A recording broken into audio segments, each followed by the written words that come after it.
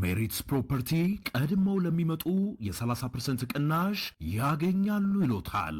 ቤተ መንግስት አቅራቢያ አራዳ ፓርክና ፍሬንድሺፕ ፓርክ ከፊትና ከኋላ ያደመቀው አፓርትመንቶቻችን ባለ አንድ መኝታ ሙሉ በሙሉ ሽያጭ ማጠናቀቃችንን እየገለጽን ባለ ሁለትና ባለ 3 መኝታ በካሽ ለሚከፍሉ 30% ቅናሽ የተደረገባቸውን አፓርትመንቶች እንሆ ብለናል። ባለ 2 መኝታ በ5.9 ሚሊዮን ብር ጠቅላላ ክፍያ፣ ባለ 3 መኝታ በ8 ሚሊዮን ብር አጠቃላይ ክፍያ የማለት ቀድመው ለሚመጡ በካሬ 90 ሺህ ብር የነበረውን በ63 ሺህ ብር ብቻ እየሸጥን እንገኛለን። በዚህ መንደር መዋኛ ገንዳ፣ ጂምናዚየም፣ ደረጃውን የጠበቀ ሰፋፊ ሊፍቶች፣ ምቹና በቂ መኪና ማቆሚያ ቦታዎች፣ ዘመናዊ የደረቅ ቆሻሻ ማስወገጃና አውቶማቲክ ጄኔሬተር የተገጠመላቸው እንዲሁም የከርሰ ምድር ውሃና ለተለያዩ አገልግሎቶች የሚውል ሰገነትም በአንድ አካቷል።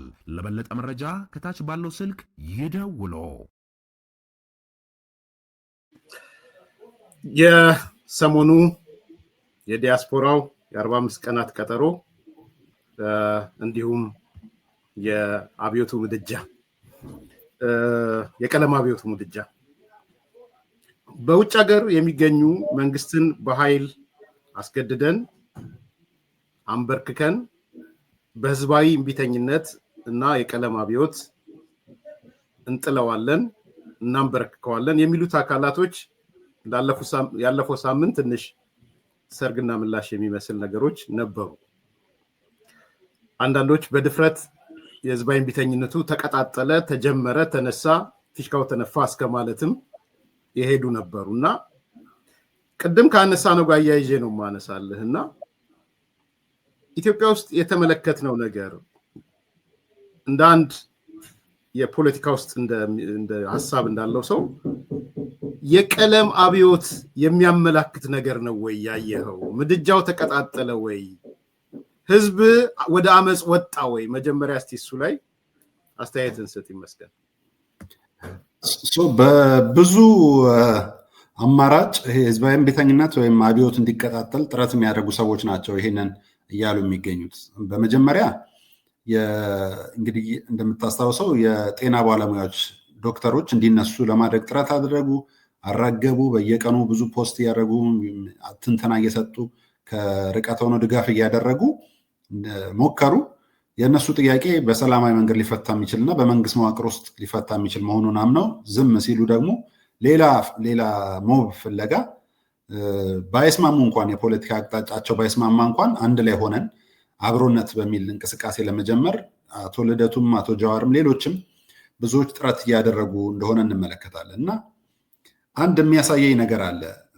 ባይ ኤኒ ሚንስ የሚል ማለት በቻልነውና በሁሉም አማራጭ ባገኘነው አማራጭ ሁሉ መንግስትን የሚያጥላላ ለአመፅ ህዝብን የሚቀሰቅስ ስራ መስራት ተገቢ እንደሆነ አምነው ነው የሚሄዱት። ለዚህ ነው ህዝባዊ እምቢተኝነት ሲሉ፣ የቀለም አብዮት ሲሉ፣ ሌሎችም መንገዶችን ሲሹ የምንመለከተው እና አካሄዳቸው እንደማይሰራ ብዙ ማሳያዎች አሉ። የመጀመሪያው ከተለያየ ባክግራውንድ እና ከተለያየ ትርክት ከሚቀበሉ ሰዎች አንዳንዶቹ የሚከተሉት የትግል ስልት ራሱ ሰላማዊ እንደሆነ እያነሱ ነገር ግን አመፅን ብቻ ከሚከተሉ ሰዎች ጋር ደግሞ አብረው የሚሰሩ እና አብረው የተጠመዱትን በሬዎች ስትመለከት አንዱ ላይ ተነስተ የአንደኛውን ሀሳብ እንዳታነሳባቸው ሽፋን እንዲሆን ደግሞ እኛ አብሮነት ነን ወይም ለጊዜው ነው በሚመስል መልኩ መንግስትን እስከጣልን ድረስ ነው የትግላችን ምዕራፍ ወይም አንድነታችን የሚቀጥለው ብለው ማመናቸው ብዙ የሚያሳየኝ ነገር አለ። ቴዎሬቲካሊ መጀመሪያ እንሸፍነው። ቴዎሬቲካሊ ህዝባዊ እምቢተኝነት የሚል መቀጣጠልና ሽታ ትመለከታለህ ወይ? ለአንተ ህዝባዊ እምቢተኝነት ምንድን ነው?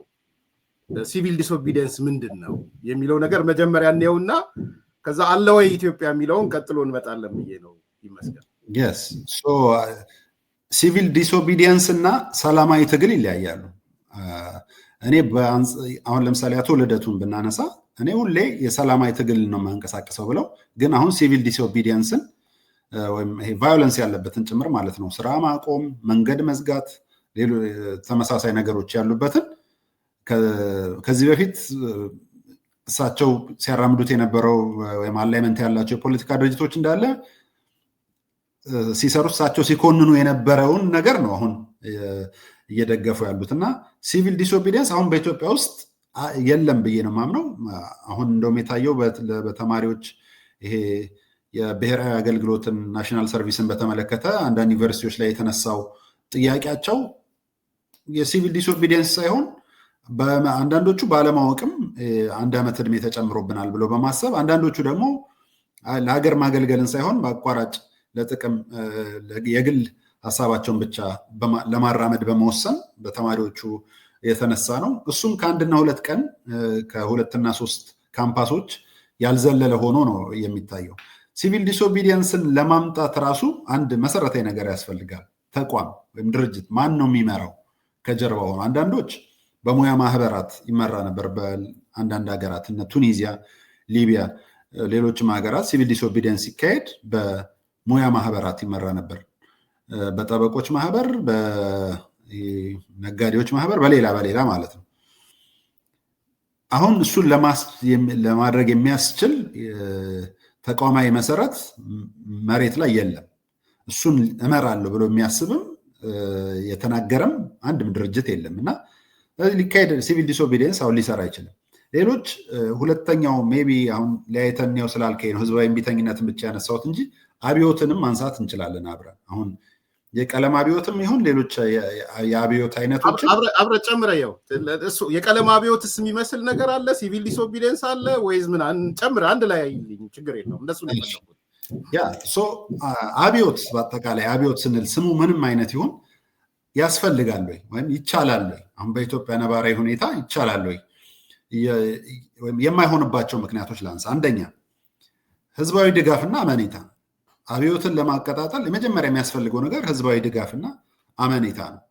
ወይም ህዝቡ ጥያቄ በዚህ መልክ ይመለስልኛል ብሎ ካሰበ ማለት ነው። ለምሳሌ ሞብ በመፍጠር ስራ በማቆም ወይም አንዳች ምልክት የሚሆናቸውን ነገር አድርገው ትሪገሪንግ ሞመንት ያስፈልገዋል። በኋላ ላይ ያነሳዋለሁ። ህዝባዊ ድጋፋቸውን ወይም ህዝባዊ መሰረት የሚባለውን ለምሳሌ የአንድ አካባቢ ሰዎች ሊሆኑ ይችላሉ የተነሱት።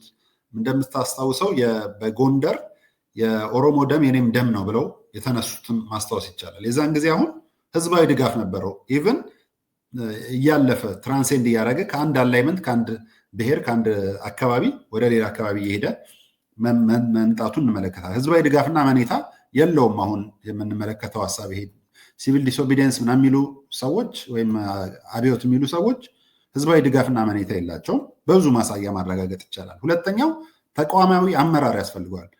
who is leading this? who is behind the scene? ማን ነው ይህንን ነገር ኦርጋናይዝ የሚያደርገው? መሪው ማን ነው? ምን ድርጅት ነው የሚመራው? ሰልፍ ሜሴጂንግ የሚባል ነገር አለ እንደምታውቀው። አዌርነስ ክሬሽን ያስፈልጋል። የት አካባቢ ኢትዮጵያንም ማወቅ ይጠይቃል። አንዳንዶቹ ስለ ኢትዮጵያን ማለት ኢትዮጵያ በምን አይነት የመንግስት መዋቅር፣ ምን አይነት ክልል፣ ምን አይነት ዞን መዋቅር፣ ምን አይነት የወረዳ መዋቅር፣ ምን አይነት የምርጫ ክልል አላት ብለው ሳያውቁ ነው እንደዚህ አይነት ስራዎች ውስጥ የሚሳተፉት እና ተቋማዊ የሆነ ትሪክል ዳውን የሚያደርግ አመራር ያስፈልጋል። እሱ ስለሌለ ሊሳካ አይችልም። ሶስተኛው ንቅናቄው ያለውን ሂደት በትንሽ ቀን የሚሰራ አይደለም። ንቅናቄ የሚጠይቅ ነው። ሙቭመንት ነው የሚጠይቅ ነው። በትንሽ ቀን የሚሳካ ነገር አይደለም። እኔ አንድ መጽሐፍ ጽፌ ነበረ እንደምታስታውሰው የመጀመሪያዎቹ 100 ቀናት የሚልና ሁለተኛው መጽሐፌ የ5 ሰኔዎች ወግ የሚል። የ100 ቀናት የሚለውን ሀሳብ ሳነሳ የተመለከትኩት ለምሳሌ ዛንዚባር የምትባል ሀገር ከታንዛኒያ ጋር ያለች በፌዴሬሽን ያለች ሀገር ነች። ዛንዚባር ውስጥ አንድ ሪቮሉሽን ለማካሄድ ተነስተው ነበረ። መንግስትን ለመለወጥና መንግስት እየተለወጠ ነበር፣ እየወደቀ ደካማ መንግስት ነበር የነበራቸው። እሱን ሪቮሉት ለማድረግ 100 ቀን ብለው አስበው ነበር። በ100 ቀን ይሄ 100 ቀን የሚለውን ሀሳብ የጀመሩት ፍራንክሊን ዴላኖ ሮዝቬልት ናቸው፣ 32ኛው የአሜሪካ ፕሬዚዳንት። እኔ ብመረጥ በ100 ቀናት ውስጥ የዚህን ሀገር ስርዓት እንደዚህ ያደርገዋለሁ፣ ግራ ዘመም የነበረውን ኢኮኖሚ ወደ ቀኝ ያዞራለሁ፣ እንደዚህ አይነት ነገሮችን ብለው ያነሱበት ሀሳብ ነው እና እሱን ሀሳብ ዛንዚባሮችም በ100 ቀናት ብለው በኋላ 2 ዓመት ከ6 ወር ፈጅቶባቸዋል ሪቮሉሽኑን ለማካሄድ። ስለዚህ ማንኛውም ሙቭመንት ረጅም ጊዜ የሚጠይቅ ነገር ነው እና አሁን እነሱ በግብት አይነት በ45 ቀን በወር በ6 ወር ምናምን ብለህ የምታነሰው ነገር አይደለም። ተቋምም የለውም፣ ህዝባዊ ድጋፍም የለውም። አራተኛው ሪሶርስ ሞቢላይዜሽን ይጠይቃል።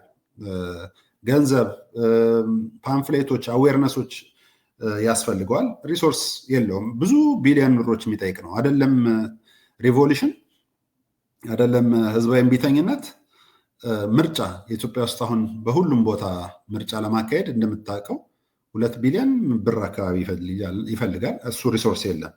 አምስተኛው መንግስትን አያውቁም። አሁን መንግስት የሚባለው ነገር ኢትዮጵያ ውስጥ እንትን ብቻ አይደለም፣ ይሄ ወረዳ ምናምን አይደለም። ህዝቡ ራሱ መንግስትን የሚያይበት አመለካከት መንግስትን እንደ ፈጣሪ እንደ ትልቅ ነገር ማለት እንደ ትልቅ ነገር ያው መንግስት ትልቅ ነገር ነው፣ ግን አይነኬ ብሎ የሚያስብ ህዝብ ባለበት ሁኔታ በዚህ መዋቅር እና ትልቅ የደረጃ የመንግስት የሴኩሪቲ ሰርቬላንስ ባለበት 1 ለ5 1 ለ10 ተብሎ በጣም ብዙዎች በተያዙበት ሁኔታ እንዴት ሰብረ ገብተህ ነው ሪቮሉሽን አብዮት ምናምን ልታካሄድ የምትችለው የሚለው ነው።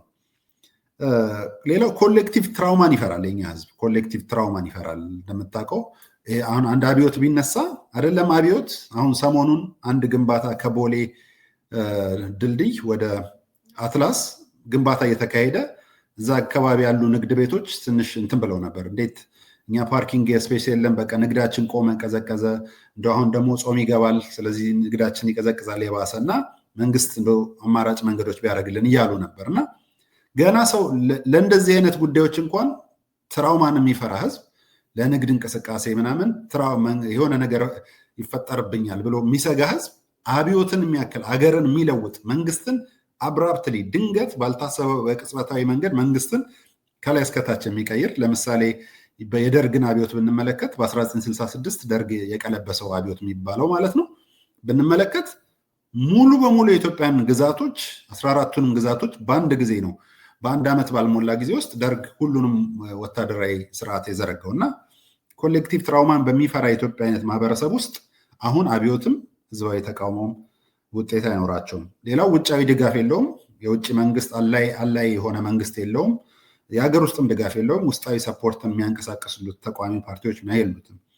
አንድ ደግሞ ገፊ ወቅታዊ ምክንያት የለውም። ገፊ ወቅታዊ ምክንያት ማለት ለምሳሌ ቱኒዚያ ውስጥ ቦአዚዚ የሚባል አንድ ሰው ራሱ ላይ ጋዝ አርከፍክፎ አቃጠለ እና ቦአዚዚ ሰው መሞቱ በጣም ድንገት ቅጽበታዊ ለውጥ እንዲነሳ አድርጓል እና ኢትዮጵያ ውስጥ ገፊ ወቅታዊ ጉዳይ የለም ብዬ አምናለሁ።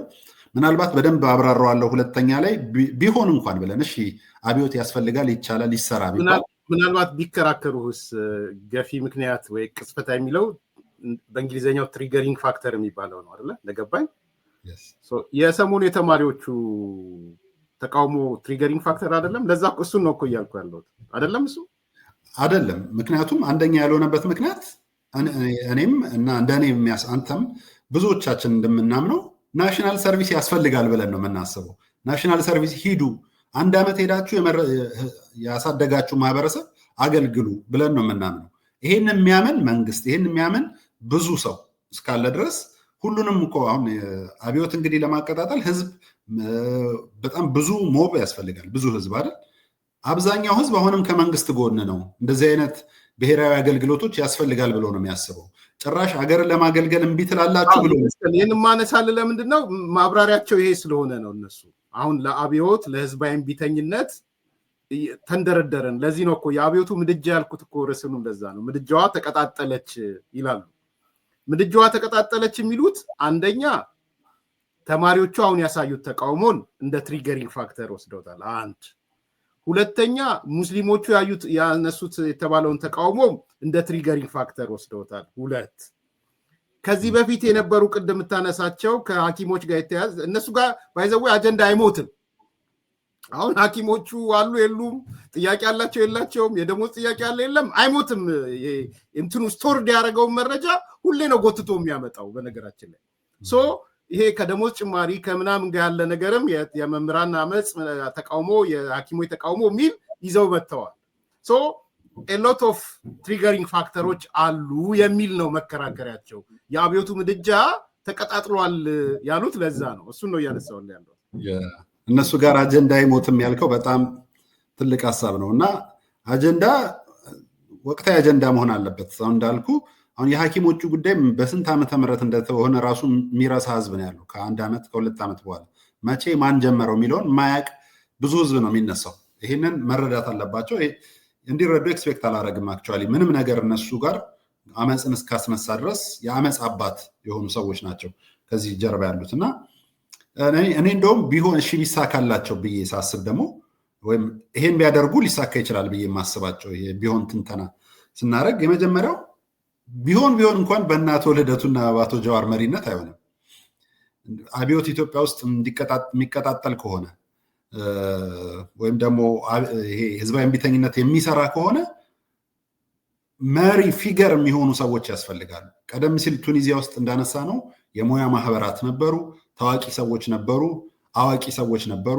በጣም ይሄንን ሙቭ የሚያደርጉ የተለያየ ሴክተር አመራር ውስጥ ያሉ ሰዎች የሆነ ሴክተር መርተው የሚያውቁ፣ የሃይማኖት ተቋም መርተው የሚያውቁ፣ ሚዲያ ተቋም መርተው የሚያውቁ፣ ከተማ መርተው የሚያውቁ፣ ሙያ ማህበር መርተው የሚያውቁ ሰዎች ያስፈልጋሉ እና በእነ ልደቱ አመራር ሊሳካ አይችልም። በህዝብ ተተፍተው እኔ የፖለቲካ ኪሳራ ነኝ፣ እኔ ማለት ያው የፖለቲካ ኪሳራ ምልክት ነኝ ባለ ሰው እንደዚህ አይነት አብዮት ሊመራ አይችልም። ሁለተኛው በቅርብ ቀን ግን አቶ ልደቱ ይሄ ጥያቄ ተጠይቆ ምን አለ መሰለ፣ የኢትዮጵያ ህዝብ እኔን ያላመነ ታዲያ ማንን ሊያምን ይችላል? ከኔ በላይ ሊያምነው የሚችለው ሰው ይኖራል ወይ ብሎ መልስ ሰጥቷል። በነገራችን ላይ አይ ዶንት ኖ ከኪሳራው ወጥቶ ይሁን አላውቅም። ቀጥታ ቃል በቃል ነው የምነግርህ። የሚታመን ሰው ይኖራል ወይ በዚህ ሲባል ከኔ በላይ የኢትዮጵያ ህዝብ የሚያምነው ሰው አለ ወይ አይነት ነገር ነው ያነሳው። ቃል በቃል ላይሆን ይችላል፣ ግን ይዘቱ ይሄ ነው። አንዱ ባላንስ ነው ብዬ ነው። እንደውም እኮ ያለመታመን ማሳያ እኮ ነው ልደቱ። ማንን ታምናለህ አሁን በፖለቲካ ፓርቲ ውስጥ ብለህ እርስ በርስ ራሱን ጥርጣሬ እንዲኖርብህ ታሪክ አለን፣ ታሪካዊ ምስክር አለን። ልደቱ የሚባል ተንሸራታች ስልክ በልደቱ ስም አቋሙ የሚንሸራተት ሰው ነው። ዛሬ ከኛ ጋር ቁጭ ብሎ ይሄን ወስኖ ወጥቶ ደግሞ ቅንጅቱን ያሳጣል፣ መረጃ ለነበረከት ስምኦን ያደርሳል ተብሎ የሚታሰብ ሰው የነበረን ሰው ራሱም በአደባባይ ወጥቶ እኔ የፖለቲካ ኪሳራ ነኝ፣ የከሰርኩ ሰው ነኝ በፖለቲካ ብሎ የሚያምን ሰው ሊመራው አይችልም። አቶ ጀዋርም እንደዚሁ። አቶ ጀዋር ደግሞ ጽንፈኛ ናቸው እንደምታውቀው። የመሯቸው ተቋማት እንዳለ በሜንጫ ሰውን ማለት ነው ብለው የሚያስቡ ናቸው።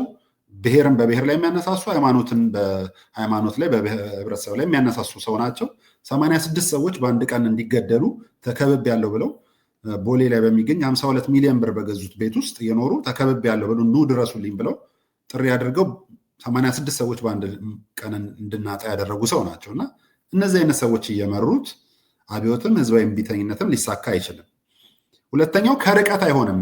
ኤርሚያስ እንደዚህ አይነት ጉዳይ እዛው ትግሉን እየመራ በህዝብ መካከል ሆነ ነው እንጂ ከርቀት አይሆንም።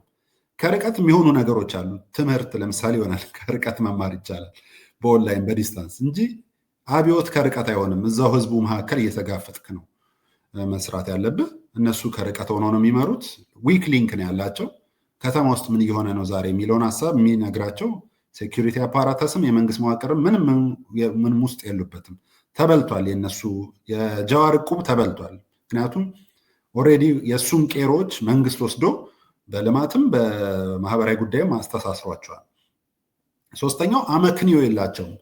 ለውጥ ይምጣ ብለህ ስታስብ አመክንዮ ራሽናል ቢሃይንድ ያስፈልጋል። ዋት ኢዝ ዘ ራሽናል ቢሃይንድ? አሁን መንግስትን በኃይል ወይም በአመፅ እንለውጠው ብለህ ስታስብ ራሽናል ያስፈልጋል።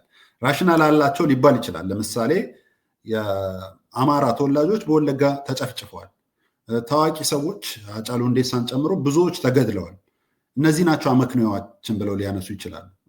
ኖ ይሄማ በፍትህ ስርዓቱ ሊዳኝልን ይችላል፣ ያለፈ ክስ ነው።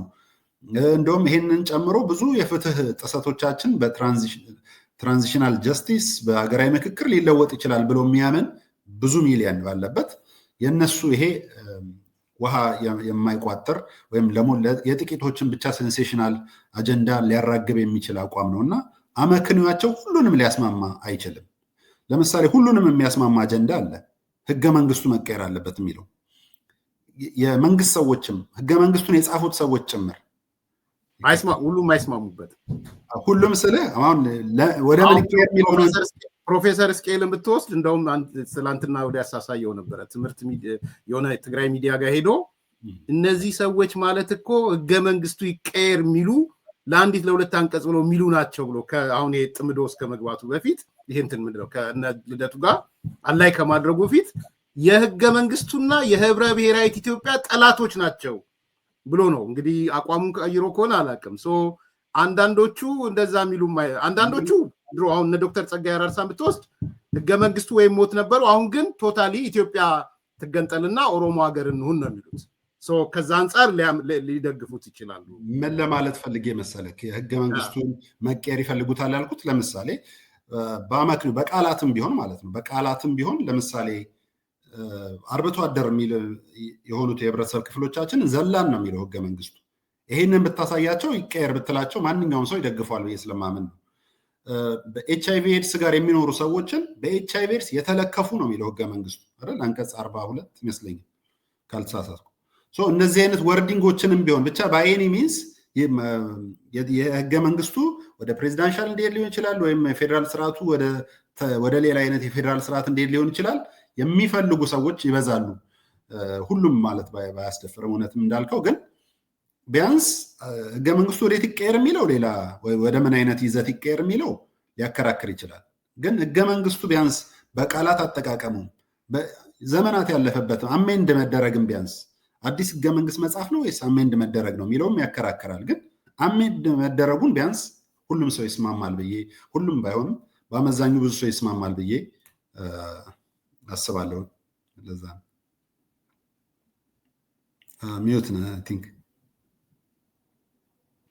ቅድም አቶ ልደቱ ብለዋል ያልከውን ቃል በቃል ስለመጣ እንዲህ አላልኩም እንዳይልም ያው የአዲስ ኮምፓስ ቤተሰብ እዚህ ላይ ጽፋልናለች። ቃል በቃሉ ይሄ ነው የሚለው ሲጠየቅ የኢትዮጵያ ህዝብ እኛ የምንለውን ከማመን ውጪ ሌላ አማራጭ የለውም ብሎ ነው አቶ ልደቱ የተናገረው። እንደው ለእንትን እንዲሆን ማለት ነው ዛት ማች ትረስትፉል ነኝ እኔ የምታመን ሰው ነኝ እኔ ከኔ በላይ እኔ ያልኩትን ከማመን ውጪ ምን አማራጭ አለው የኢትዮጵያ ህዝብ ነው የሚለው ባይዘው። እኔ በጣም ደግጬ ነበር የሰማሁት። ማለት በዚህ መጠን ነው ወይ የሚያስበው አቶ ልደቱ የሚለው እኔን ከማመን ውጪ ሌላ ምን አማራጭ አለው የኢትዮጵያ ህዝብ ካለ እኮ በጣም ከባድ ነው እውነት ለመናገር። በዛ ደረጃ ነው ያለው። አንድ እሱ ነው። ሁለተኛ እቺ 45 ቀናትን ወደ ማጠቃለልም እየሄድን ስለሆነ የ45 ቀናቷን ኢሹ እናንሳ። አጭር ነገር ጊዜ ስጠኝና እኔ ቻሌንጅ ማድረግ የምፈልገው ነገር አለ፣ አስተያየት ትሰጣለህ። ብዙ ሰዎች እየጠየቁኝ ነው የአቶ ልደቱ 45 ቀን ቀጠሮ መቼ ነው የሚል ጥያቄ ይነሳል። እንግዲህ ሰሞኑን ብዙ ሰው እንደሚያውቀው ያዘጋጀው ሰነድ አለ፣ የሆነ ዶክመንቶች አዘጋጅተዋል፣ 10-11 ነጥቦች ምናምን በ45 ቀን ውስጥ አገዛዙ የሚገረሰስበት የሚንበረከክበት የሚል ነው ሰነዱ። በሱ በደጋፊ ሚዲያዎቹም በምኖቹም በከፍተኛ ሁኔታ እየተስተጋባ ነው ያለው እና እኔም የደረሱኝ ጥያቄዎች የአቶ ልደቱ 45 ቀን መቼ ይጀምራል፣ ስንት ማለት ነው የሚል ስለተነሳ እኔ ቻሌንጁን በዚሁ ላንሳ። ለኔ የአቶ ልደቱ 45 ቀን ማለት ቆርጣችሁም ላኩለት ከፈለጋችሁ የአቶ ልደቱ 45 ቀን በሁለት ነው የምከፍለው ይመስገን። ሴንተር ላይ 45ኛ ቀን የምትለውን አስቀምጥና መሃል ላይ ከላይ የሆኑ ቀኖች ይኖሩኛል፣ ከታች የሆኑ ቀኖች ይኖሩኛል። ዴፊኒሽኑን ይሄ ዴፊኒሽን ልክ አይደለም ካለ ቻሌንጅ ያርግ በሚዲያ በሱ ሰዎች ጋር ሄዶ ማለት ነው። ሴንተሩ መሃሉ 45 ቀን ነው ለኔ የአቶ ልደቱ 45 ቀን። ከዛ በኋላ ከላይ 45 ቀን ማለት 15 ቀንም ሊሆን ይችላል። ስለዚህ አንዳንዴ 45 ቀን ኢኳልስ ቱ 15 ቀንም ይሆናል። 45 ቀን ማለት 25 ቀንም ሊሆን ይችላል። 45 ቀን ማለት 35 ቀንም ሊሆን ይችላል። 15 ቀንም 25 ቀንም 35 ቀንም አለው ከላይ ማለት ነው። መስመሯ ማናት? ዋነኛ መስመሯ 45 ዴይዝ ነች ብቻዋለሁ። ከታች ደግሞ 45 ቀን ማለት ለአቶ ልደቱ 450 ቀንም ሊሆን ይችላል አንዱ። 45 ቀን በ450 ቀን ማቹር የሚያደርግ ሊሆን ይችላል ማለት ነው። 45 ቀን ማለት 45 ወርም ሊሆን ይችላል ለአቶ ልደቱ። ዛሬ 45 ቀን ሲላችሁ which equals to ማቹር የሚያደርገው የዛሬ 45 ወርም ሊሆን ይችላል። 45 ቀን ማለት 45 ዓመትም ሊሆን ይችላል የአቶ ልደቱ። ስለዚህ ኦን ዘ ሴንተር ኦፍ ዘ ላይን 45 ቀናት አሉ። ከዛ የሆነች ነገር ተፈጥሮ በ15 ቀን የሆነ ታምራት ቢፈጠር ይሄው አላልኳችሁም በእኔ ሰደመድ መሰረት በ15 ቀን ለውጥ መጣ ሊል ይችላል። ይሄው ባልኳችሁ መሰረት በ25 ቀን ለውጥ መጣ ሊል ይችላል። ይሄው ባልኳችሁ መሰረት በ35 ቀን ለውጥ መጣ ሊል ይችላል። ይሄው ባልኳችሁ መሰረት በ45 ቀን ለውጥ መጣ ሊል ይችላል። ካልተሳካስ አይ የኔ 45 ቀን ማለት እኮ ገና ነው 450 ቀን ይቀራል ሊል ይችላል። የኔ 45 ቀን መቼ ነው ሲል ካልተሳካስ አይ የኔ 45 ቀን 45 ወራት ነው ማለት ሊሆን ይችላል። አይ አይደለም 45 ዓመታትም ሊሆን ይችላል እድሜ ከሰጠ። ሶ ኮንሴፕቱን የገባው ይግባው። እንግዲህ አይ ሆፕ ይገባል ብዬ አስባለሁ። ይመስገን ሐሳቡን ስጥበት። ኤኒዌይስ አንደኛ እንደዚህ አይነት ቀኖችን ስትጠቅስ የሆነ ሪፈረንስ ያስፈልጋል። ማለት ሪፈረንስ ያስፈልጋል ስል የሆነ ጆርናል አካዳሚክ መጽሐፍ እንዲጠቅስልን ሳይሆን በምን ሐሳቤ ነው 45 የተመረጠው? 15 15 ቀኖች ማለት ለማለት ነው። አንድ ወር ከ15 ቀን ለማለት ነው። ማለት በአንድ ወር ውስጥ ይሄን ሰርቼ እናንተ ብሎ ነው እንጂ በ45 ቀን ውስጥ ሁሉም ሞቦች ወደ አዲስ አበባ ለማምጣት የታሰበበት ቀን ነው። ምንድን ነው የሚለው ሪፈረንስ ነገር ያስፈልጋል። ይሄ የመጽሐፉን ጀምሬ ካውፒን አልጨረስኩትም። የሚስብ አልነበረም ለእኔ። ጥቂት ገጾች ነው ያነበብኩት እና አንደኛ ፊክሽን እስከዚህም ብዙም ስለማላነብ ነው። የሚገርመው ይሄ 11 ነጥቦች የሚለው የምናስታወሰኝ አኒማል ፋርም በ1945 ጆርጅ ኦርዌል የጻፈው መጽሐፍ ነው እና ንጉሳዊ ስርዓት እንዴት ወደ ሪፐብሊክ ሊቀየር እንደሚችል የሚያነሳ ነው። ብዙዎች ለፖለቲካ እንትን የተጠቀሙበት ነው እና አኒማል ፋርም ላይ ሁሉም ሰዎች እኩል ናቸው፣ ሁሉም እንስሳቶች እኩል ናቸው ይልና እንግዲህ የእንስሳት ማህበሩ ሚስተር ጆን የሚባሉትን አሳዳሪያቸውን አባረው መጀመሪያ አሳማዎች ከዛ አብረዋቸው ፈረሶች ሊመሯቸው ጥረት ሲያደርጉ ነው የእንስሳት ማህበሩን አኒማል ፋርም የምንመለከተው እና እዛ ላይ ሁሉም እንስሳቶች እኩል ናቸው የሚል ህግ ነበር መጀመሪያ። በኋላ ቀስ ብሎ አይ ሁሉም እንስሳቶች እኩል ናቸው፣ አንዳንዶች ግን በጣም እኩል ናቸው የሚል አንቀጽ አንድ ላይን ተጨመረች እና በሂደት የአሳማዎቹ የበላይና ሁሉን ነገር ቁጭ ብለው ምንም የማይሰሩ ሆነው ሲመሩ ነው የሚያሳየው። ሪፐብሊክ እንዴት ወደ አውቶሪታሪያን ሩል ይቀየራል የሚለውን ለማሳየት የተጠቀሙበት ነው እና አቶ ልደቱ 11 ሊፈጸሙና በአንድ ጊዜ ተስማምተው 11ዱም ጥያቄዎቹ ሊመጡ የማይችሉት እንዳስቀመጠ መረዳት እንችላለን። ማለት አንዱ ቢሳካ ያኛው ስላልተሳካ 45 ቀኑ አይጀምርም ትላለ።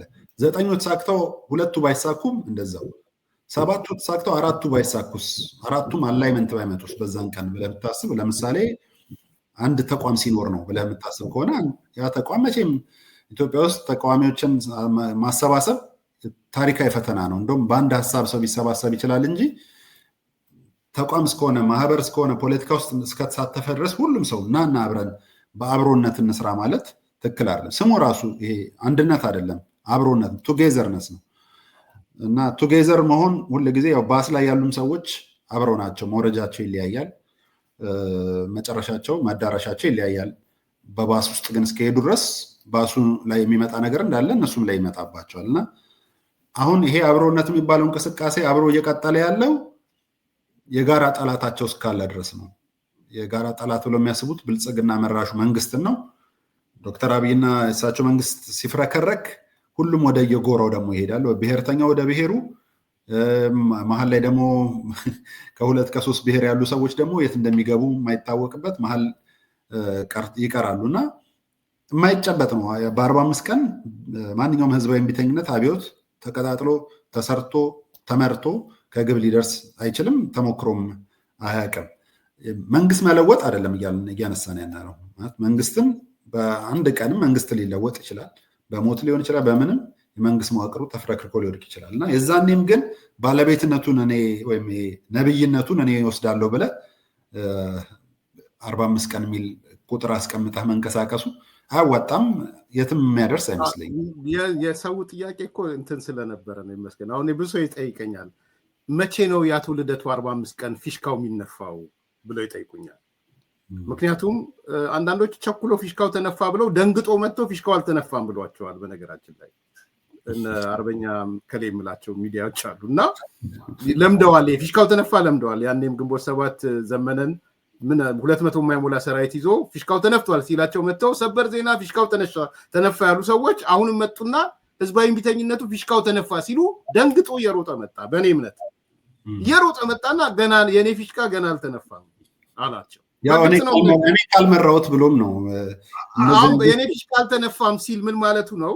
ሰዎች ደነገጡ። ታዲያ የአቶ ልደቱ ፊሽካ መቼ ነው የሚነፋው ሲሉኝ የኔ መልስ አሁንም ልድገመው፣ የአቶ ልደቱ በአንደበቱ መቼም ወጥቶ ፊሽካው ተነፋ አይላችሁ። መቼም እኔ ይሄን ቃል ወስዳለሁ። መቼም መጥቶ የ45 ቀኗ ፊሽካ ዛሬ ተነፍታለች፣ ታህሳስ 1 ተነፍታለች፣ ጥር የካቲት 15 ድሉ እንጎናጫለን አይላችሁ። 45 ዴይስ ማለት የሆነ ተአምራት መጥቶ መንግስት ከተለወጠ በ15 ቀን ውስጥ 45 ማለት እኮ 15 ነው ይሏቸዋል። ተአምራት መጥቶ በ35 ቀን ከተቀየረም 35 ቀን ነው ይላል። 25 ቀን ከሆነም 25 ቀን ነው። እኔ እኮ 45 ስል 25ም እያልኩ ነው ይላል። ተአምራት ሳይመጣ 45 ቀንም አልፎ ኢቭን 45 ወራት 450 ቀናትም ቢሆን እኔ እኮ ገና የ450 ቀን እቅድ ነው ያለኝ ነው የሚላችሁ። እስከዛም አይነፋም። 45 ወራትንም አይነፋም። 445 ዓመታትንም አይነፋም። ስለዚህ ማይ ፖይንት ግልጽ እንዲሆን ልደቱ በምንም ተአምር ወጥቶ ፊሽካው ተነፋ የሚልበት ቀን የለም። ያለበት ቀን መጥቼ እኔ ፕሮግራም ሰራለሁ። ከዛ በኋላ ካላንደሬን በየቀኑ እያመጣው 45 ቀን ብሏል፣ 44 ቀን ቀረው፣ 43 ቀን ቀረው፣ 42 ቀን ቀረው እያልኩ እሰራለሁ። ካላንደር ይዤ በየቀኑ ይኸው ለአቶ ልደቱ ቃል ልግባለት። በየቀኑ እግዚአብሔር ከፈቀደ ፕሮግራም በሰራው ቀን ሁሉ እያንዳንዷን ቀን እየነገርኩት ሄዳለሁ። የኔ መከራከሪያ ግን መቼም ቢሆን አቶ ልደቱ መጥቶ ፊሽካው ተነፋ 45 ቀኑ አይልም ነው። ከዚህ በላይ ብዙ ልል የምችለው ነገር ስላለው ነገር ሶሪ በማል ገባሁብህ። ኖ አይ በጣም ትክክለኛ ሀሳብ ነው። አይ ነው ከአየር ላይ ዲሉዥናል ስለሆነ ምንም 45 ቀን 20 ቀን ነው ሊለንም ይችላል፣ 2 ዓመትም ነው ሊሆን ይችላል። 45 ቀን የሚባለው ሪቶሪክ ምንን ነው የሚያነሳሳው? ለህዝባዊ እምቢተኝነት ሰው ፍሬም እንዲደረግለት የተመረጠ ቁጥር ነው እንጂ ሌሎች ሪዝን ቢሃይንድ ያለው አይመስልም። አንድ ቀልድ እያየው ነው ኮሜንቱ ላይ 45 ቀናቶች እንዳይሆን 200 ቀን ማለት ነው። እና እውነት ነው፣ ምንም ሊሆን ይችላል ቁጥሩ። ከዝም ብሎ አመንጭተህ ቁጥር ስትጽፍ ለዛ ነው እንደዚህ አይነት ነገሮች ላይ የምትደርሰው። ማጠቃለያ እናድርግ ይመስገን። ቀጣይ እንግዲህ 7 ወራት አካባቢ ነው ምርጫው አይቀረው። ሀገራዊ ምክክሩን በቅርብ ጊዜ ይጀምራል ተብሎ ይታሰባል። እነዚህ ሁለት ነገሮች አንድ ላይ ያያዝና በዚህ በኩል ደግሞ ውጭ ያለው አካል ተቀጣጠለ፣ ህዝባዊ እምቢተኝነት፣ አብዮቱ ተቀጣጠለ፣ የአብዮቱ ምድጃ ፍም በዛበት ምናምን እያለ ነው። እንደ አንድ አገሩን እንደሚወድ ሰው ከምርጫም ጋር እያይዘህ ከሀገራዊ ምክክሩም ጋር እያይዘህ አሁን ደግሞ በተቃራኒ የህዝባዊ እምቢተኝነት አብዮት አቀጣጣዮች ፎር ዛት ማተር ህዝባዊ እምቢተኝነት ለማቀጣጠል ቅድም ያነሳቸው መከራከሪያዎች እንደ እንትኖች ፖይንቶች ብቻ አይደሉም፣ ጥሩ ፖይንቶች ናቸው።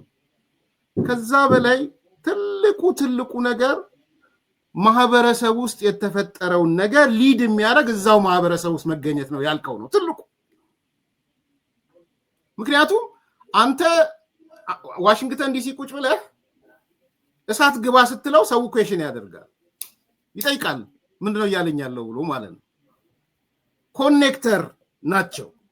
ኮሙኒኬት ማድረግ አለብህ። ኮሙኒኬት ስታደርግ አሁን እነሱ የሚሉት ያው መሐመድ ቧዚዝ እኮ በቃ ተቃጠለ፣ ግብታዊ እንትን ተነሳ ምናምን ይለዋል። ግብታዊነት የፈጠረው የኢትዮጵያን ፖለቲካ አይተነዋል። ላለፉት 3-4 አብዮቶች በግብታዊነት ውጤታቸው ምን እንደሆነም ታይቷል። ስለዚህ ትረስት መደረግ አንድ ጉዳይ ነው። ዝም ብለህ ብቻ ግድ የለም ስርዓቱ ይውደቅ። አሁን ያለው ነገር ምን መሰለ ይመስገን፣ ብልጽግና ይውደቅ እንጂ ችግር የለም፣ አብይ አህመድ ይገርሰስ እንጂ ችግር የለም። እሱ ነው ኮንሴፕቱ። ባይ ዘ ወይ እንደ ማስትሽም የተጣበቁት ከዚህ ውጪ ሌላ ነገር የላቸውም። እናውም ቃል ተገባብተዋል። ሌላ ነገር አንነጋገር ተባብለው ተነጋግረዋል። በቃ እንትናችን ሁሉ መንገዳችን ሁሉ ጠቅላይ ሚኒስትሩን የሚጥል ብልጽግናን የሚጥል ከዛ ውጪ አንነጋገር። መገንጠል የምትፈልጓላችሁ? አዎ ኢትስ ኦኬ፣ ከዛ በኋላ እንነጋገራለን። ህገ መንግስት እንዲለወጥ የምትፈልጓላችሁ? አዎ ኦኬ፣ ከዛ በኋላ እንነጋገራለን። ኢቭን ቲፒኤልኤፍን እንኳን አይቃወሙም እነዚህ ሰዎች። በነገራችን ላይ እንግዲህ ህወሓት ገዢ ፓርቲ ነው ትግራይ ያለ፣ በፍጹም ቲፒኤልኤፍን እንኳን አይቃወሙም። አቶ ልደቱን ብትጠይቀው አይቃወምም። ፕሮፌሰር ስኬልን ብትጠይቀው አይቃወምም። ሌላውም ኢንጂነሩን ብትጠይቃቸው፣ ይሄ እንግዲህ ሊቀመንበሩ ህዝብ ፕሮፓጋንዳ ኃላፊውና ሎጂስቲክስ ፋይናንስ ኃላፊው ሶስቱንም ብትጠይቃቸው ቲፒኤልኤፍን በምንም ተአምር አይቃወሙም፣ ህወሓትን ማለት። ስለዚህ አንዱና አንዱ ታርጌታቸው የጋራ ጠላት አለን፣ በዛ የጋራ ጠላት ላይ እንሰባሰብ የሚል ነው ኮንሴፕቱ ራሱ ማለት ነው። እና እነዚህ ነገሮች ስላሉ በአንተ በኩል በቀጣይ 7 ወራት ከሚካሄደው ምርጫ ከሚካሄደው አገራዊ ምክክር አንጻር ምንድን ነው ልትል የምትችለው? ማጠቃለያ ነጥብህን ልስማ ይመስገን። ይሄኛው ምርጫ ካየናቸው 5 ምርጫዎች 6 ምርጫዎች ለየት የሚል ነው። አንደኛ ባለፉት 5 ዓመታት በኢትዮጵያ ምድር የተከሰቱት ጦርነቶች እንደዚሁም አንዳንድ ግጭቶች ባየሉበትና ብዙ ቦታዎች ላይ የቀደመው ምርጫ ድጋሚ ራሱ ሳይደረግባቸው፣ ለምሳሌ በትግራይ ክልል 38 ወንበር ያለበት ምርጫ ባለፈው ምርጫ አልተካሄደም፣ አሁንም የሚካሄድ አይመስልም ባለው ሁኔታ። በአማራ ክልልም እንደዚሁም ብዙ ቦታዎች ግጭት ላይ ስለሆኑ ምርጫው ላይካሄድ የሚችልበት እድል አለ። በሌሎች ስፍራዎችም እንደዚሁ በቅርብ ደግሞ ምርጫ የተካሄደባቸው የማሟያ ምርጫ የተካሄደባቸው 7-8 ቦታዎች አሉና በአጠቃላይ እኔ ይሄኛው ምርጫ በአይነቱ በይዘቱም ለየት ያለ ምርጫ ነው። አንደኛ ወጥ ገኖ የወጣና በእነዚህ 5 ዓመታት ተመስርቶ ጥንካሬውን አሳይቶ የመጣ ትልቅ የፖለቲካ ኃይል አለመኖሩ፣ ሁለተኛ ደግሞ በኢትዮጵያ ወቅታዊ ሁኔታ የኑሮ ውድነቱም ሌሎችም ቻሌንጆች ተከስተው ምርጫውን በጣም ኤክስፔክት እንዳናደርገው ያደርገናል። ሁለተኛ ደግሞ ትልቁ ምክንያት ሀገራዊ ምክክር እየተከናወነ መሆኑ ነው። የሀገራዊ ምክክሩ እጣ ፈንታ ወይም ፍጻሜው ምን ይሆናል የሚለው ሳይለይለት እና ሀገራዊ ምክክሩ ላይ አንሳተፍም የሚሉ ኃይሎች በበዙበት የሀገራዊ ምክክሩን የሚያጣጥሉ ብዙ ሰዎች ባሉበት ሁኔታ ሀገራዊ ምክክርም ምርጫም ሁለት ትልልቅ ድስቶችን ጥደናል አሁን ኢትዮጵያ ውስጥ እና በእነዚህ 7 ወራት ሁለቱም ይይዛሉ ወይም ይደርሳሉ ይበስላሉ ብለን የምናስባቸው ጉዳዮች ናቸው እና ይሄኛው ምርጫ ሞር ከ5 ዓመት ውስጥ በየ5 ዓመቱ ፔሪዮዲክ ኢሌክሽን ያስፈልጋል ከሚለው ውጪ ትልቅ የሚያሳካው ነገር የለም ብዬ አስባለሁ። ማለት ከዚህ በፊት ምርጫዎች ላይ በጣም ተስፋ አድርገን ሌሎች የማደራጀት ስራዎችን መዋቅር የመዘርጋት ስራዎችን ሳይሰሩ ብዙ ፓርቲዎች ብዙ የመንግስት ድርጅቶች ምርጫ ላይ ብቻ በምርጫ ሰዓት ብቻ ለውጥ ይመጣል ብለው ያሰቡ ሰዎች ራሳቸውን የሚያዩበት ጊዜ ነው ብዬ አስባለሁ። ምክንያቱም በተለይ ፖለቲካ ፓርቲዎች ጥምረት መመስረት ላይ አንድነት መመስረት ላይ ሞቢላይዝ ማድረግ ላይ በየቦታው ቅርንጫፍ ጽህፈት ቤቶችን መክፈት ላይ ምንም ሳይሰሩ በድፍረት መናገር የሚቻለው ምንም ሳይሰሩ ነው 5 ዓመቱ የነጎደባቸው እና ይሄ ያው እንግዲህ ለቀጣይ 5 ዓመት ወይም በአዲስ ህገ መንግስት ኢትዮጵያ ውስጥ ሚዛናዊ የሆነ ምርጫ መካሄድ ሲችል በጣም ዞር ብለው ሊመለከቱት የሚገባ ጉዳይ ነው ብዬ አስባለሁ። ምናልባት ክርክሯ ምን መሰለች አንዷ ያንተን እይታ ለመስማት አገራዊ ምክክሩ መቅደም አለበት ከምርጫው የሚል ዘን የሀገራዊ ምክክሩ ሀሳቦች ወደ ምርጫው መሄድ አለባቸው። ለምሳሌ የምርጫው ታይፕ ራሱ ማለት ነው ይሄ ማጆሪቲ ይወሰድ ወይስ ፕሮፖርሽናል ይሁን ምናምን የሚለውን ነገር ስለሚወስን ሀገራዊ ምክክሩ ቶሎ ቀድሞ የእሱን ውጤት ተይዞ ወደ ምርጫ ብንገባ ይሻላል የሚል ሀሳብ ይነሳል። አንዳንድ ደግሞ በብልጽግና ሳይድ ያሉ መቼም ቢሆን የሚል ሀሳብ የሚያነሱ አሉ እና ኢቭን ቀኑም እያለቀ ስለሆነ የሀገራዊ ምክክሩ ለአንተ ምንድን ነው ፊልም የምታረግ ምንድን ነው ምክረ ሀሳብ ሀገራዊ ምክክሩ ቀደም ወይስ የሚለው ላይ? ቢቻልማ ያው እንግዲህ የሀገራዊ ምክክሩ አልቆ በአዲስ ስርዓት በአዲስ የምርጫ ስርዓት በአዲስ ህገ መንግስት ወደ ምርጫ ብንገባ በጣም እሰየው ነበር። እሱ አይሆንም። ምክንያቱም የማይሆንበት ምክንያት ጊዜው ፔሪዮዲክ መሆን አለበት። በየ5 ዓመቱ መካሄድ አለበት ምርጫ እና አሁን ነው ጊዜው። ሁለተኛ ደግሞ አሁንም ከምርጫ ስርዓቱ አሁን ለምሳሌ ምርጫ ስርዓቱን የሚደግፉ ሰዎች እና ፕሮፖርሽናል ይሁን ብለው የሚያስቡ ሰዎች ያን ያህል አንጻራዊ ለውጥ ያመጣሉ? ለምሳሌ ፕሮፖርሽናል ሜተድን ተጠቅመን የባለፈው ምርጫ ውጤት ብንገመግም 2-3 ተጨማሪ ወንበሮችን ለተቃዋሚ ይሰጣል እንጂ ያን ያህል መንግስትን ሊያወርድ የሚችል ወይም ደግሞ መንግስት ሊቀይር ወይ ዲሞክራሲን አሳፈነ ፍጹም ፍትሃዊ ምርጫ ሊያስብለን የሚችል አይደለም። ከሱ ይልቅ መቀየር ያለበት ኮንስቲትዌንሲዎቹ ናቸው። ጄሪማንደሪንግ የሚባለው እዚህ አሜሪካን ሀገር ማለት ነው። አንድ የምርጫ አሁን ኤሌክቶራል ኮሌጅ ቮት ነው የሚጠቀሙት። እኔ ያለሁበት ስቴት ኦሬገን የሚባል ስቴት ነው። 8 ኤሌክቶራል ኮሌጅ ቮት አለው እና ኦሬገን ውስጥ የአንዷን አሁን ገዢው ፓርቲ ዲሞክራት ፓርቲ ነው እና ምን ያደርጋሉ? በዲሞክራቶች አብላጫ የኦሬገን ኮንግረስ ስላለ ለምሳሌ ፖርትላንድ ከተማ በአንድ ሰው የምትወከል ከሆነ ፖርትላንድ ከተማን እነሱ ወደሚወዱት አቅጣጫ ያዞሯታል፣ ኮንስቲትዌንሲዋ ማለት ነው። ኮንስቲትዌንሲ ኢትዮጵያ ውስጥ ምርጫ ክልል የሚባለው ለምሳሌ አዲስ አበባ 23 ምርጫ ክልሎች አሉ።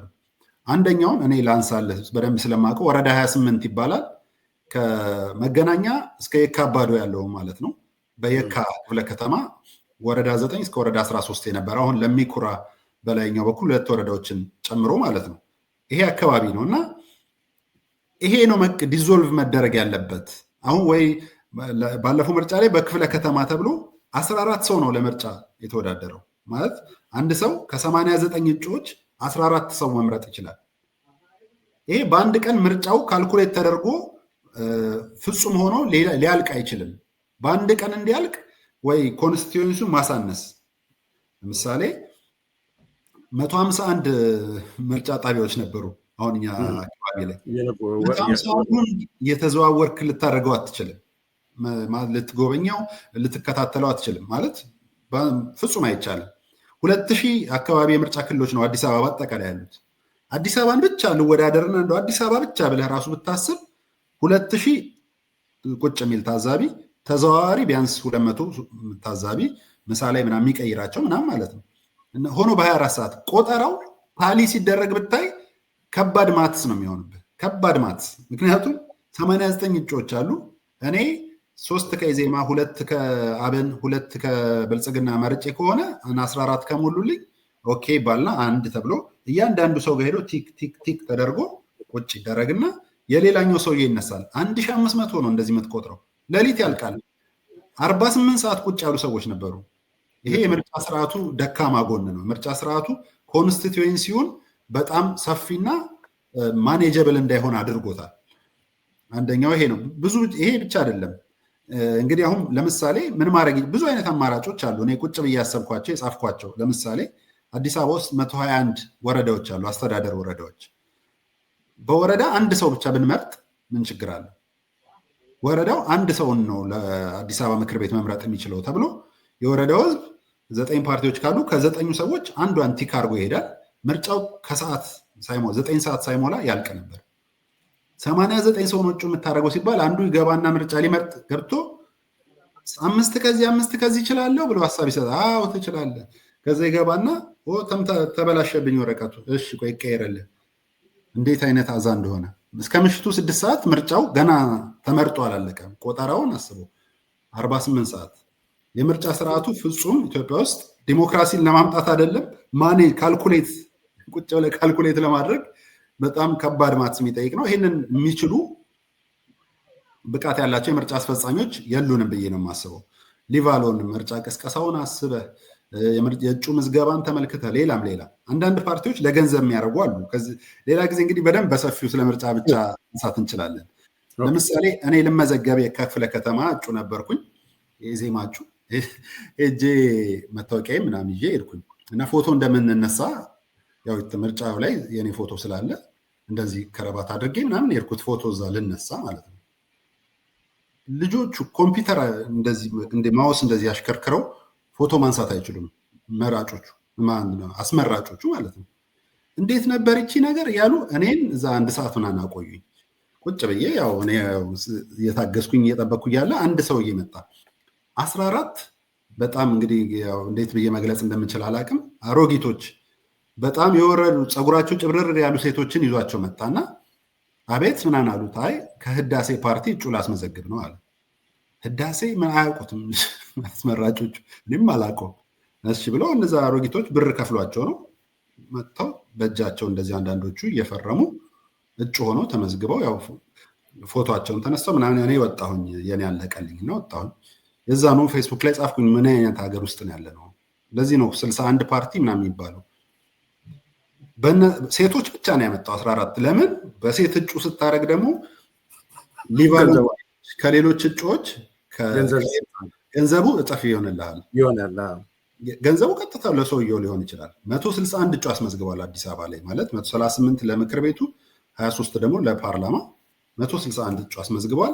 በብዛት ሴቶች ናቸው ማለት ያው ብዙ ለማግኘት ምን ለማለት ፈልጌ የምርጫ ስርዓቱ ያሉበት ችግር ነገረ ምርጫ ብዬ አንድ የሆነ እንትን አዘጋጅቻለሁ። ወደፊት በደንብ ማንሳት እንችላለን። ኤርሚያስ ኢትዮጵያ ውስጥ የምርጫ ጉዳይ እንትን ብቻ አይደለም። ይሄ ማለት የፓርቲ አላይመንት ኢዜማ ያሸንፋል አብን ብልጽግና እንዴት ምናምን ማለት ብቻ አይደለም። ህይወት ሆኗል። ለአንዳንዶች ገንዘብ ብቻ ነው ምርጫ ማለት። ለአንዳንዶች ደግሞ ምንም አያውቁም። ለምሳሌ አንዱ መራጭ እኔ ተዘዋዋሪ ታዛቢዎችን ይሄ እኔ መግባት አልችልም የውጭ ስለሆንኩ ተዘዋዋሪ ታዛቢዎችን ልክ ምሳ ብልቼ ምናምን አንዱን እዚህ ቤት አንዱን እዛኛው ምርጫ ጣቢያ እያደረስኩኝ እያለ ቆሜ ከሰልፉ ራቅ ብለህ ነው 150 ሜትር ስለሚል ህግ ለማክበር መኪና ውስጥ ቁጭ ብዬ እየጠበቅኩኝ ነበር ሰውና በአጠገቤ ሁለት ሰዎች ወክ እያደረጉ መጡ። እኔ የምልህ ምን ላይ ነው ምልክት ያደረግከው አለው ሲለው አይን ላይ ነው አበባ ላይ ነው ያደረኩት እኔ እንጃ አለ። እንደዚህ ነው የኢትዮጵያ ምርጫ። ህይወቱ ላይ የሚወስኑትን ሰዎች ስለ ሀገሩ ቀጣይ ነገር የሚያነሱ ሰዎችን ኢቭን ምልክቶቹን ነው እንጂ ያያቸው ፓርቲዎቹን አላሰበም፣ ሰውየውን አላሰበም። መመርጠው ሰውዬ የአካባቢ ሰው ነው ወይም ደግሞ በማቀው የተማረ ነው ወይ ምናምን ብለው አይደለም። በቃ የዛን ቀን ሂጂ ሊያውም ቀኑ ሙሉ ተሰልፈ ውለህ ዝገህ ሰው መርጠህ እና እንደዚህ አይነት መራጭ አለ። 10 አይነት መራጮች አሉ ብዬ የአምስቱ ሰኔዎች ወግ የሚለው መጽሐፌ ላይ አስፍሬያለሁ።